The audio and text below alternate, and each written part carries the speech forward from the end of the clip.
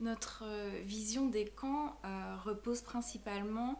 sur celle des camps de réfugiés qui ont été créés dans les années 50 dans le sillage de la Convention de 1951 relative au statut des réfugiés et qui sont gérés par le HCR et par l'UNRWA dans le cas des camps de réfugiés palestiniens. Or, la réalité des camps aujourd'hui excède cette définition institutionnelle qui sous-tend effectivement une situation d'exceptionnalité juridique pour embrasser une multitude de réalités qui inclut aussi bien les camps de travailleurs migrants, par exemple au Qatar, les camps informels qui s'apparentent le plus souvent à des abris de fortune créés par les migrants sur leur route en Afrique, mais aussi par les migrants à l'intérieur de l'Europe. On peut également assimiler les centres de rétention à des formes d'encampement qui finalement établissent une sorte de continuité entre les camps de réfugiés dans les pays du Sud et les formes d'encampement qu'on connaît aujourd'hui dans les pays occidentaux. C'est ce qui explique sans doute qu'on a affaire aujourd'hui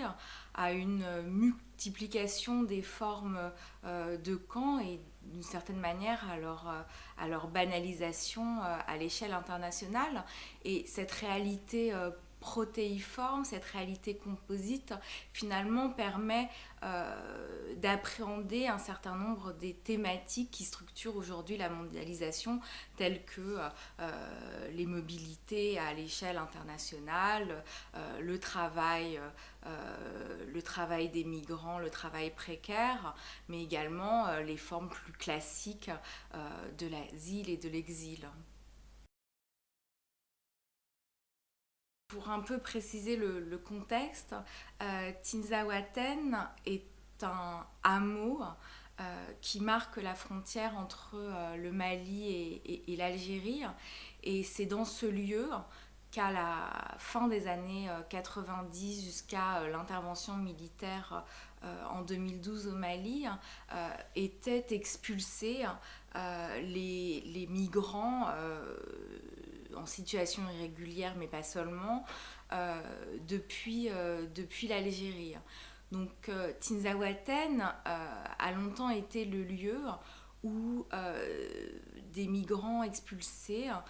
se retrouvaient abandonnés par les forces de police algériennes dans une condition de survie extrême au beau milieu du désert saharien. Alors, se retrouver là, des ressortissants de nombreuses nationalités, en général du continent africain, et la spécificité de ce moment de l'après-expulsion se caractérisait par le fait que progressivement, les migrants expulsés se sont organisés en micro-communautés nationales à l'intérieur de ce qu'ils appelaient entre eux des ghettos. Donc un ghetto malien s'est créé, puis un ghetto ivoirien, un ghetto guinéen. Enfin, l'idée c'était que chaque nationalité, dans ce moment de l'après-expulsion, était représentée par un ghetto spécifique structuré par le principe de l'affiliation nationale. Ce qui est intéressant, c'est que là, on n'a évidemment pas affaire à une forme de camp classique, type camp de réfugiés géré par le HCR, mais dans ce moment de relégation politique radicale qu'est l'expulsion des migrants, on assiste à une situation d'auto-organisation complète de la part des migrants dans le désert, ce qui est révélateur du fait que, d'une certaine manière, avant les camps, avant l'idée d'une intervention humanitaire ou institutionnelle vis-à-vis des populations reléguées, il y a parmi ces individus, qu'ils soient réfugiés, expulsés, exilés, quelque chose de l'ordre de l'auto-organisation qui montre que même dans ces moments d'exil, d'expulsion, etc., les ressources et les normes du politique sont celles qui sont utilisées par ces populations pour s'organiser et pour survivre. Les camps sont généralement perçus comme des espaces apolitiques, uniquement gérés par le HCR et les ONG en charge de l'administration des camps, avec l'idée que finalement les réfugiés sont de manière tout à fait unilatérale soumis à la logique humanitaire qui ne ferait d'eux que de pures victimes. Or, cette vision est en partie erronée,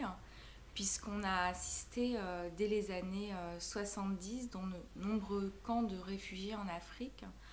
à des scènes de révolte, à des manifestations initiées par les réfugiés à l'intérieur des camps, mais aussi à l'extérieur des camps, notamment devant le siège du HCR. Et de manière plus profonde encore, à un mouvement d'auto-organisation à l'intérieur des camps qui manifeste la volonté des réfugiés de se doter de formes de représentation propres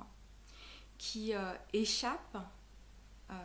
à la logique, disons, purement humanitaire incarnée par le HCR et les ONG en charge des camps.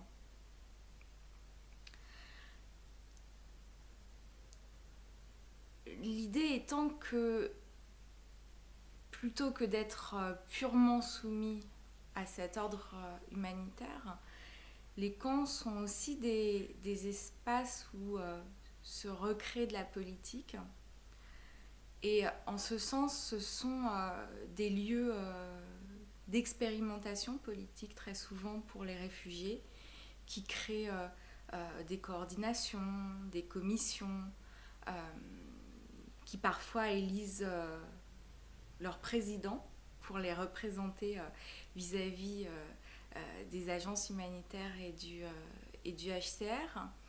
Et ce sont des lieux d'expérimentation politique où finalement se mêlent des principes démocratiques à travers les notions de représentation, de participation, d'élection, et se mêlent également à ces principes démocratiques invoqués par les réfugiés, des éléments issus de la catégorisation humanitaire que les réfugiés incorporent parfois de manière un peu contrainte au mode d'élection et de représentation qu'ils tentent de se donner.